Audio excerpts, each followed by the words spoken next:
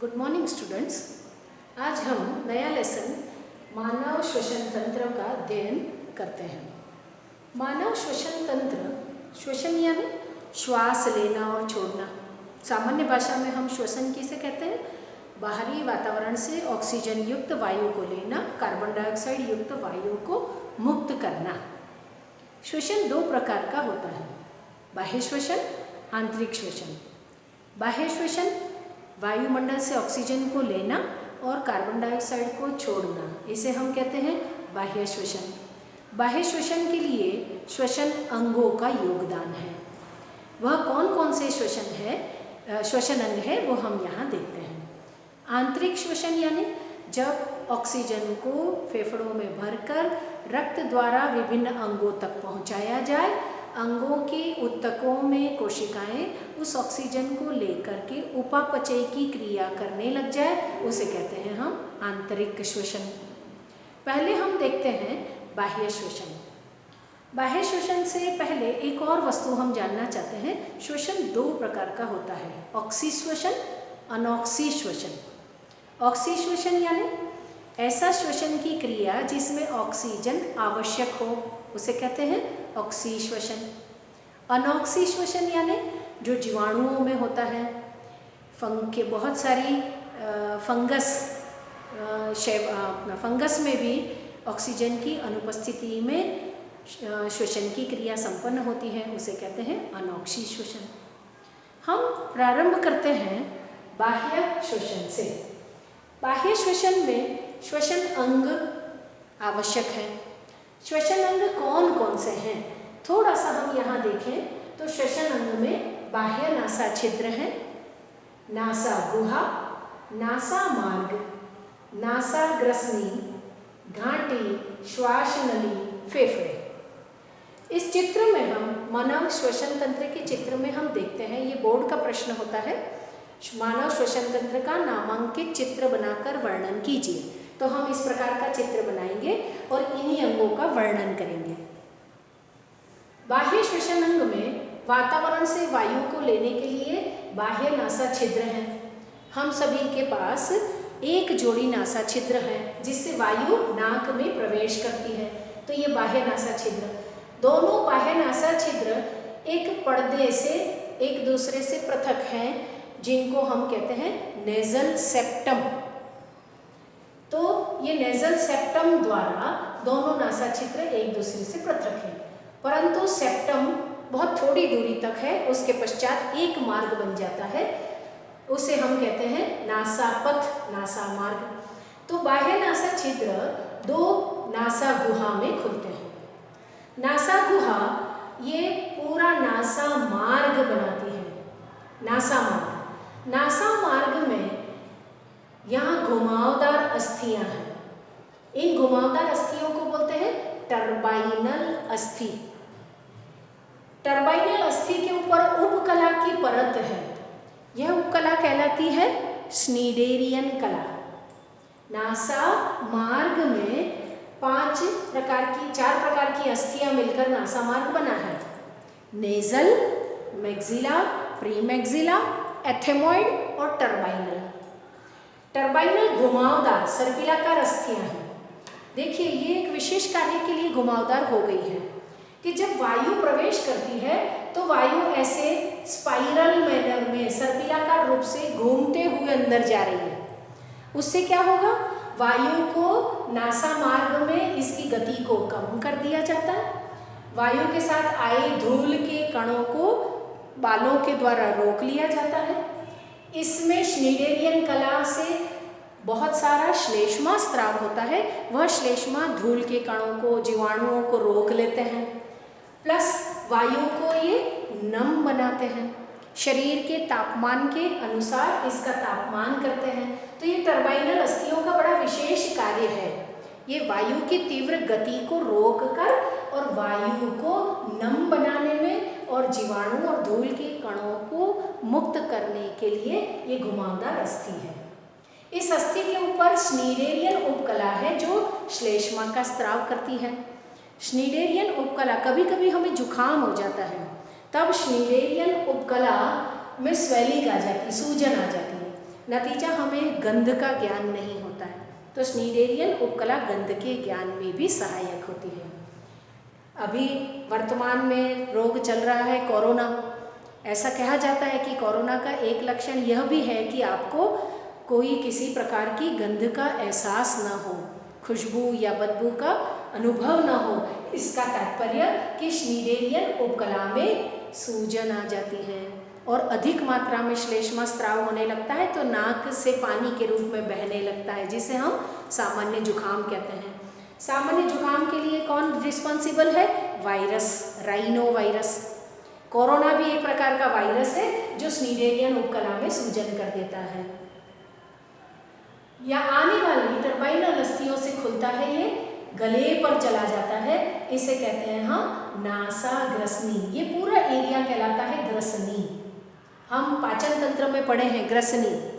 मुख की मुख गुहा भी ग्रसनी में खुलती है, नासा मार्ग भी ग्रसनी में खुलता है। तो ये कॉमन चैम्बर है ग्रसनी। ग्रसनी का वह भाग जो भोजन को ले जाता है, ये ओरोफेरिंक्स कहलाता है, मुख ग्रसनी। और जो भाग वायु को ले जाता है उसे कह देते हैं नासा ग्रसनी। नासा ग्रसनी एक छिद्र समान रचना में खुलती है, इसे कहते हैं हम घाटी, जिससे श्वास नाल जुड़ी रहती है। तो घाटी के ऊपर ऐसा एक ढक्कन समान, एक फ्लैप के समान रचना है कार्टिलेज से बनी हुई, इसे हम कहते हैं एपिग्लॉटिस, घाटी, ढक्कन। हम पाचन तंत्र में पढ़े हैं कि जब हमें भोजन को निगलना होता है तो यह घाटी ढक्कन घाटी को बंद कर देता है, ताकि जो भोजन आया है वो पीछे आहार नाल में चला जाए, ग्रसनी से ग्रसिका में चला जाए, श्वास नाल में न जाए। इसलिए यह घाटी ढक्कन भोजन को निगलते समय घाटी को बंद कर देता है, श्वास नाल को बंद कर देता है। अगर हम खाना खाते खाते बोलते हैं तो ये हमारा घाटी ढक्कन खुला रह जाता है, नतीजा भोजन श्वास नाल में प्रवेश कर जाता है और हमें बहुत देर तक खांसी आती रहती है। तो ये घाटी ढक्कन एपिग्लॉटिस को हम ट्रैफिक पुलिसमैन भी कहते हैं, परंतु जब हम श्वास लेते हैं तब ये घाटी ढक्कन खुला रहता है। नतीजा वायु घाटी से होकर यहाँ ग्रसनी कंठ में आ जाती है, जिसे लैरिंग्स कहा। लैरिंग्स को हम स्वर यंत्र भी कहते हैं। लैरिंग्स यानी स्वर यंत्र। जब वायु स्वर यंत्र को भेदती हुई आगे बढ़ती है तो जब हम शब्द बोलते हैं तो स्वर यंत्र के अंदर उपस्थित उपास्थियों में तरंग आती है, तरंगित होती है, और इन तरंगित होने से आवाज, कंपन होने से आवाज उत्पन्न होती है। तो लैरिंग्स में उपास्थियाँ उपस्थित है। लैरिंग्स यानी स्वर यंत्र में उपास्थि है, जो हम आगे देखेंगे। थायरॉइड, क्रिकॉइड, एरेटिनॉइड आदि। स्वर यंत्र से वायु श्वास नली में प्रवेश कर जाती है। यहाँ से यहाँ श्वास नली बनाई है। श्वास नली लगभग 12 सेंटीमीटर लंबी होती है, जो गले से चालू होकर के वक्ष तक फैली रहती है। 12 सेंटीमीटर लंबी श्वास नली। इस श्वास नली के ऊपर ऐसी रिंग जैसा स्ट्रक्चर है, वलयाकार आदि अर्धवलय उपास्थि के छल्ले हैं, जो केवल ऊपर के हिस्से में है, पीछे के हिस्से में नहीं है। आधे सी के आकार के उपास्थि के अपूर्ण वलय, अंग्रेजी के अक्षर सी, ABC बोलते हैं ना, तो सी के आकार के अर्धवलय। ऐसा क्यों है? क्योंकि पीछे क्यों नहीं है? तो श्वास नली के पीछे हमारा मेरुदंड है, तो मेरुदंड से इन दोनों में आपस में तनाव और घर्षण होने से नष्ट हो सकती है, इसलिए पीछे की तरफ नहीं है। तो जो उपास्थि के वलय हैं वो केवल श्वास नली के ऊपरी सिरे पर प्रेजेंट है। दोनों वक्ष के अंदर आकर के जब ये श्वास नली वक्ष गुहा पर आ जाती है तो वक्ष गुहा में आकर 2 शाखाओं में बट जाती है, और इन दोनों शाखाओं को कहते हैं ब्रोंकस अथवा श्वसनी। 2 श्वसनियों में विभक्त हो गई, क्योंकि हमारे 2 फेफड़े हैं, बायां फेफड़ा और दायां फेफड़ा, तो 2 फेफड़े में ये शाखित हो गई।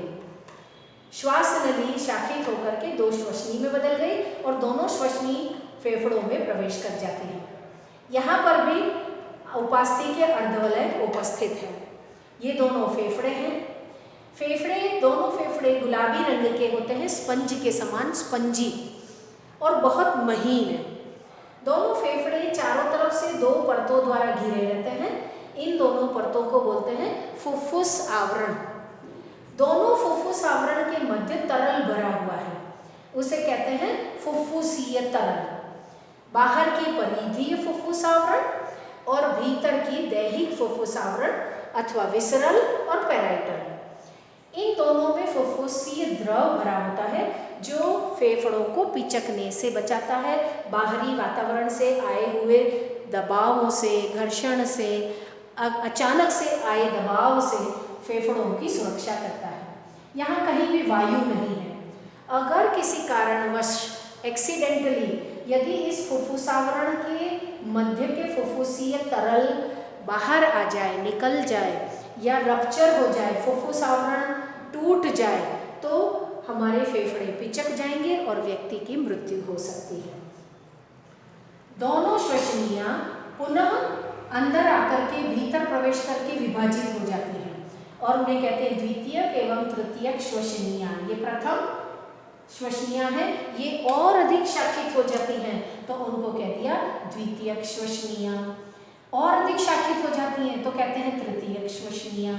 तो प्रमुख श्वसनी द्वितीयक, तृतीयक श्वसनिकाओं में बदल जाती हैं। द्वितीयक एवं तृतीयक श्वसनी पुनः और अधिक महीन श्वसनिकाओं में बदल जाती हैं। यहाँ श्वसनिकाएं बना दी। श्वसनिकाएं कुपिकीय नलिकाओं में विभाजित होती हैं। कुपिकीय नलिकाएं एक छोटे से थैले समान कुपिका में विभाजित हो जाती है और एक कुपिका बना लेती है जहाँ वायु प्रवेश करती है। वायु बाह्य नासा छिद्र से नासा गुहा, नासा पथ में होती हुई श्वास नली में, श्वास नली से श्वसनी में, श्वसनी से प्रथम द्वितीयक श्वसनिकाओं में होती हुई कुपिकीय वाहिनी और कुपिकीय वाहिनी से अंत में कुपिका में भर जाती है। फेफड़ों के नीचे, दोनों फेफड़ों के मध्य हृदय उपस्थित होता है, थोड़ा सा बाईं ओर तिरछा। फेफड़ों के नीचे तनुपट पाया जाता है। इसका श्वसन की क्रियाविधि में बहुत महत्वपूर्ण योगदान है जो हम अगले वीडियो में देखेंगे। अब हम देख लेते हैं इन सारे श्वसन अंगों का संरचना कैसी है।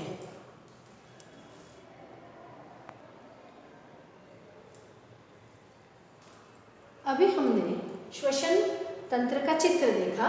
उसके श्वसन अंग बाह्य नासा छिद्र एक जोड़ी, नासा गुहा श्नीडेरियन उपकला और रोम से घिरी हुई, जिसका कार्य है वायु को छानना एवं वायु को नम बनाना, उसके तापमान को कम करना, शरीर के तापमान के अनुसार बनाना।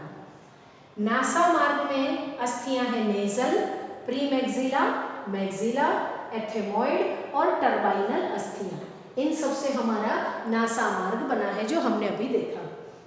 नासा ग्रसनी व ग्रसनी कंठ, ग्रसनी कंठ यानी स्वर रज्जु, स्वर रज्जु यानी हमारे वोकल कॉर्ड। इसमें कौन कौन सी अस्थियां हैं?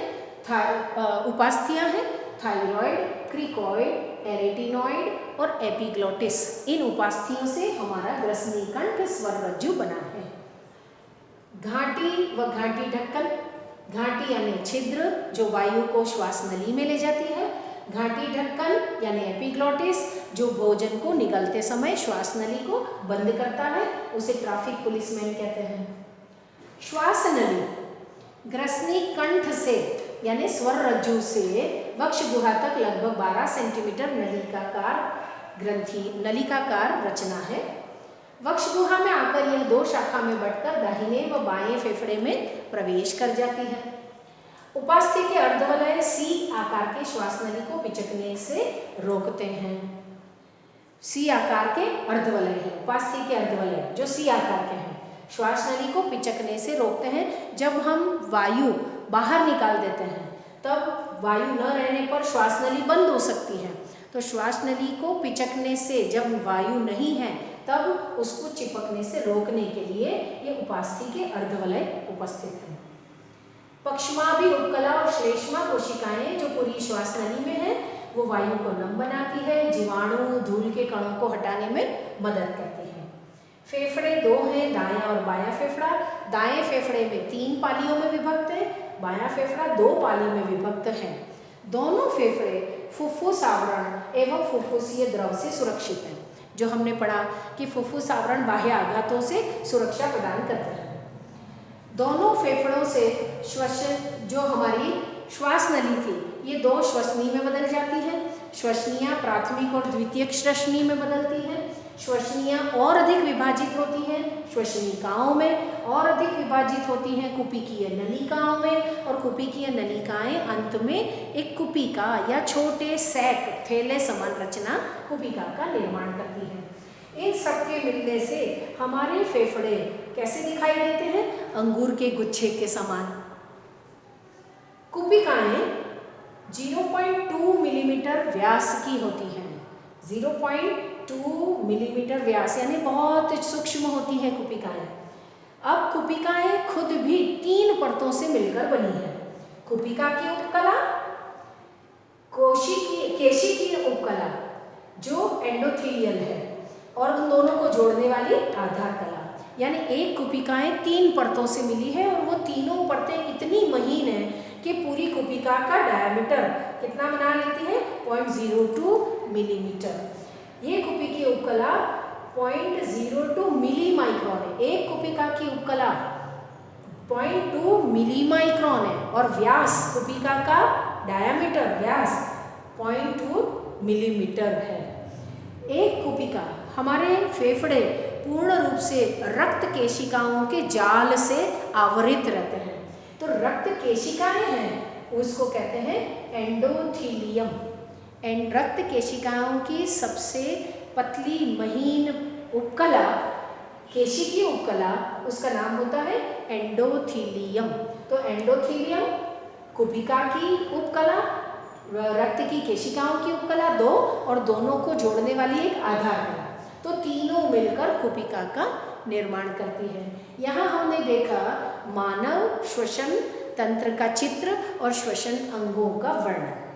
अब हम अगले भाग में देखेंगे श्वसन की क्रियाविधि।